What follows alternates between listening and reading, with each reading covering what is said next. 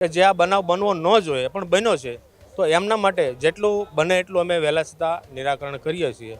Police પ્રશાસનની સપોર્ટમાં છે, authority corporation અને SP સાહેબ અને કમિશનર સાહેબે સૂચના કડક આપેલી છે. ભાવનગરમાં સિટી બસના ડ્રાઈવર પર હુમલાનો મામલો. બસમાં લગાવેલા સીસીટીવીમાં બબાલના દ્રશ્યો કેદ થયા. હડતાલના એલાનથી શહેરની જાહેર પરિવહન સેવા છે એ પણ પ્રભાવિત થઈ છે. ત્યારે છેલ્લા કેટલાય સમયથી ભાવનગરમાં કાયદો અને વ્યવસ્થા છે તેમની સામે સવાલો ઉઠી રહ્યા છે. હજુ સુધી તમે અમારી ચેનલને સબસ્ક્રાઇબ નથી કરી તો અત્યારે જ ન્યૂઝરૂમ ગુજરાતને સબસ્ક્રાઇબ કરો, ફેસબુક અને ઇન્સ્ટાગ્રામ પર ફોલો કરો.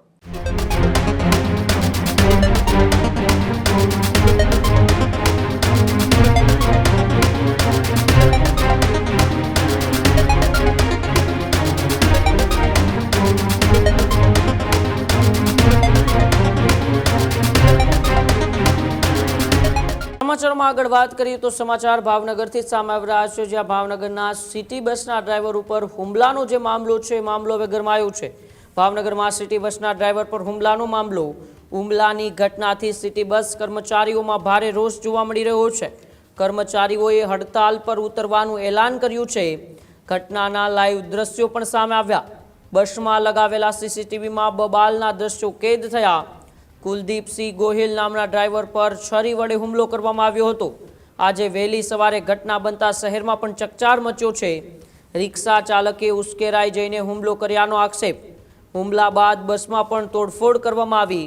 ઘટના સમયે બસમાં પણ અનેક મુસાફરો હાજર હતા. ઘટના બાદ મુસાફરોમાં પણ ભયનો માહોલ સર્જાયો. સદનસીબે મોટી જાનહાની ટળી હોવાનું સામે આવ્યું હતું. અવારનવાર બનતી ઘટનાઓથી કર્મચારીઓમાં અસુરક્ષાની ભાવના છે.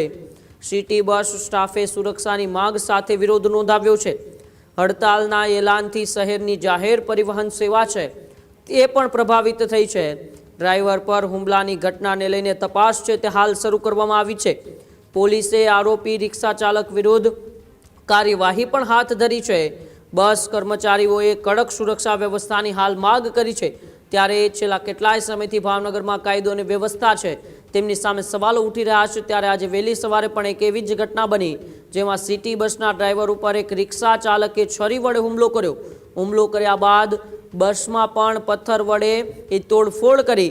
તેમાં મુસાફરો હાજર હતા, તેમાં પણ ભયનો માહોલ જોવા મળ્યો. ત્યારે અનેક વખત આવી ઘટનાઓ સિટી બસના ડ્રાઈવરો સાથે બનતી હોવાથી હવે સિટી બસના જે ડ્રાઈવરો છે તેમણે હડતાલ પર ઉતરવાનું એલાન કરી દીધું છે. કારણ કે જે રીતના સીસીટીવી સામે આવ્યા છે જેમાં રિક્ષા ચાલક છરી વડે હુમલો કરી રહ્યો છે. સદનસીબે કોઈ મોટી જાનહાનિ નથી થઈ, પરંતુ સતત આવા હુમલાઓથી શહેરમાં પણ કાયદો અને વ્યવસ્થા કથળતી જોવા મળી રહી છે. મારું નામ પ્રવીણભાઈ, હાલમાં હું ઓપરેશન ડેપો મેનેજર છું.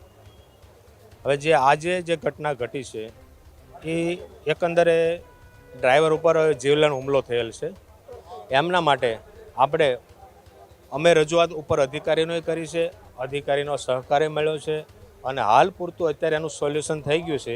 2 દિવસમાં આપણને એનું સોલ્યુશન આપી દેશે. બીજા નંબરમાં જે સેફટી છે, પેસેન્જરની સેફટી છે એ ખાસ અમારા માટે મહત્ત્વની છે. પેસેન્જરને ટાઈમ ટુ ટાઈમ પહોંચાડવા અમારા માટે મહત્ત્વના છે. સર્વિસ પૂરી આપવી અમારા માટે મહત્ત્વની છે. હવે જે આ ઘટના ઘટી છે 100%, હું જે પબ્લિક પેસેન્જરો જે હેરાન થયા છે એના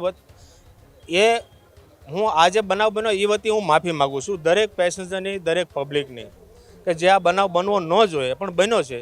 તો એમના માટે જેટલું બને એટલું અમે વહેલા છતાં નિરાકરણ કરીએ છીએ. અને જેટલું થાય એટલું અત્યારે ગાડીઓ આપણે મૂવ ચાલુ કરાવી દીધી છે. ઓન રૂટ ચાલુ થઈ ગઈ છે. પોતપોતાના રૂટમાં પોતપોતાની ગાડીઓ રેગ્યુલર ચાલુ થઈ ગયું છે. બનાવમાં તળાવથી જે અમારે એક ડ્રાઈવર છે, 4E રૂટ નંબર જે છે એમના કુલદીપસિંહ ડ્રાઈવર છે, ત્યાંથી એના ટાઈમે અહીંથી તળાવમાંથી નીકળ્યા રૂટમાંથી જવા. તો આગળ રૂપમ ચોક જે છે, રૂપમ ચોક ઉપર કોઈ રિક્ષાવાળા હતા. રિક્ષાવાળાએ ગાડી કંઈ આડી મૂકી છે અથવા એને કાંઈ ટ્રાફિકમાં અસર થઈ છે. એટલે ડ્રાઈવરે એમને કીધું કે ભાઈ ગાડી તમારી રિક્ષા એક સાઈડ લ્યો તો મારી ગાડી આગળ નીકળી જાય.